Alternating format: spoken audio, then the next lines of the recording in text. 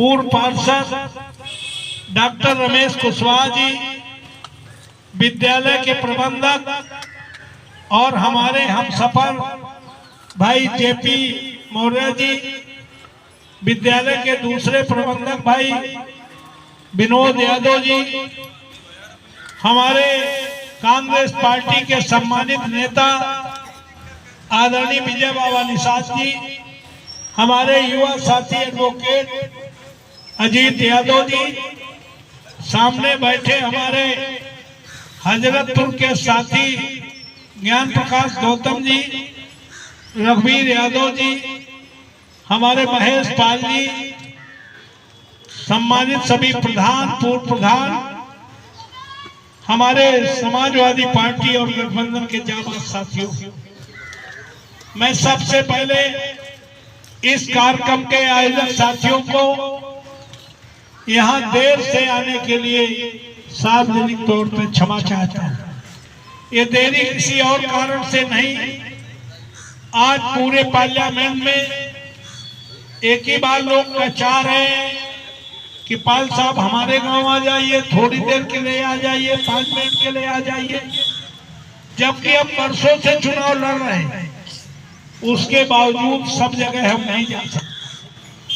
इसलिए आज इस कार्यक्रम में जिम्मेदार लोग इस जोन से आए हैं, सेक्टर से आए हैं, बूथ से आए हैं, उनका मैं मंच की ओर से सम्मानित प्रधान आदरणीय बलवीर सोनकर जी, सविता जी, मैं इस मंच की ओर से सामने सभी साथियों का हार्दिक स्वागत करता हूं, वंदन करता हूं, अभिनंदन।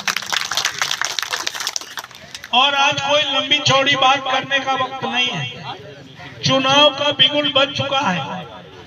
इसमें तमाम लोग ऐसे साथी हैं हमारे जो हमारे राजनीति के पुराने साथी हैं, जिन्होंने पहला पार्लियामेंट 96, दूसरा पार्लियामेंट 98, तीसरा पार्लियामेंट 99 और चौथा पार्लियामेंट 2004, जब तक हमें पार्लियामेंट भेज नहीं दिया तब तक न थके न छके न रुके, बराबर कंधा से कंधा मिला के साथ देते हैं। उन सभी साथियों का मैं बहुत बहुत आभार व्यक्त करता हूँ।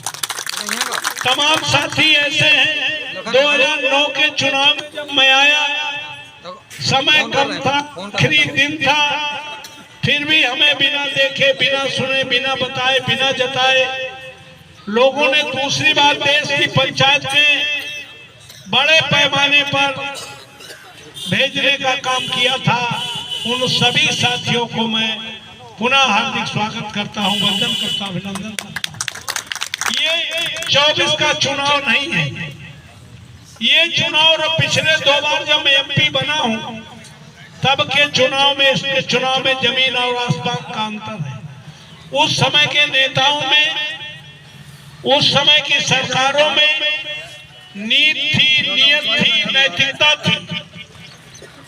मौजूदा जो 10 साल से सरकार है वो चाणक्य के सिद्धांत पर चलने वाली सरकार है। साम दाम दंड भेद चुनाव जीतो, यही उनकी नीति है, यही नियत है, यही नैतिकता है।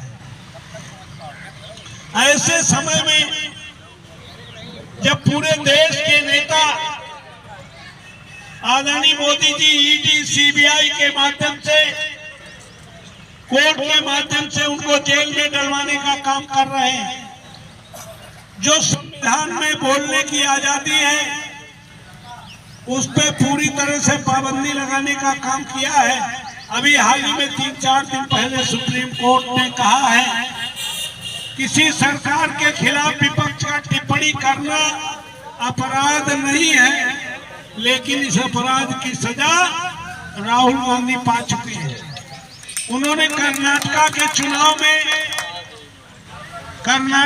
चुनाव में जो इस देश की किसानों की, गरीबों की संपत्ति जो बैंकों में जमा थी, उसको जब लेके भाग गए, नीरव मोदी हो, मेहुल चोकसी हो, तब उन्होंने कहा कि भाई ये देश से लूट के लोग विदेशों में चले गए हैं। तो कर्नाटका में भाषण देते हैं, गुजरात में मुकदमा लिखा जाता है, वहीं ट्रायल करके पार्लियामेंट से बाहर का रास्ता दिखाने का काम किया। साथियों, उन्होंने केवल राहुल गांधी को पार्लियामेंट से बाहर का रास्ता नहीं दिखाया, बल्कि पूरे देश के विपक्षी नेताओं को ये संदेश देने की कोशिश की कि अगर हमारे खिलाफ कोई बोलने की हिम्मत करेगा तो उसका इससे भी बड़ा हश्र खराब होगा। आज साथियों, सारे लोग डरे हुए हैं, सारे लोग अपने अपने को बचाने का काम कर रहे हैं। ऐसी हालत में अगर इस देश में कोई नेता अगर आदरणीय मोदी जी को सांप्रदायिक ताकतों को चुनौती देते नजर आता है तो कश्मीर से कन्याकुमारी तक भारत जोड़ो यात्रा करके देश को एक रखने के लिए अगर चुनौती नेता कोई नेता देता नजर आता है तो उस नेता का नाम राहुल गांधी है। और उत्तर प्रदेश में सांप्रदायिक ताकतों को अगर कोई चुनौती देता नजर आता है तो समाजवादी पार्टी की लाल टोपी और माननीय अखिलेश यादव नजर आते हैं। हमको नजर नहीं। इन सांप्रदायिक ताकतों को सत्ता से बाहर करने के लिए हमारे नेता ने बड़ा दिल करके उत्तर प्रदेश से ही देश की प्रधानमंत्री की कुर्सी का रास्ता जाता है। उस आदरणीय मोदी जी के रथ को रोकने के लिए हमारे नेता ने बड़ा दिल करके जिस दिन इंडिया गठबंधन में कांग्रेस को शामिल करने का काम किया, हमारे नेता के खिलाफ भी सीबीआई जांच शुरू कर दी। इसको हम लोग कतई बर्दाश्त करने का काम नहीं करेंगे। हमारे नेताओं को ये दो नेता ऐसे हैं जो बिना डरे आदरणीय मोदी जी के सामने डटे हुए हैं। हमारी आप सबकी जिम्मेदारी है कि अगर हमारे नेताओं को जेल में डालने की कोशिश की गई तो हम सड़कों पर उतर के विरोध करने का काम करेंगे, जेलें भरने का काम करेंगे। इससे बड़ी कुर्बानी अगर संविधान बचाने के लिए कोई होगी तो उसको भी करने से पीछे हटने का काम नहीं करेंगे।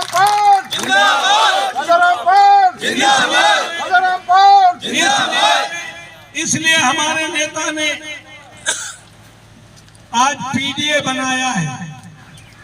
पीडीए का मतलब है पिछड़ा, दलित, अकिलियत और आदि आबादी में महिलाओं की है और अगले समाज के वो लोग जिन्हें संविधान में आस्था, लोकतंत्र पर विश्वास है, उन सबको इकट्ठा करके इनको चुनौती देने के लिए समाजवादी पार्टी ने कमर कसने का काम किया है।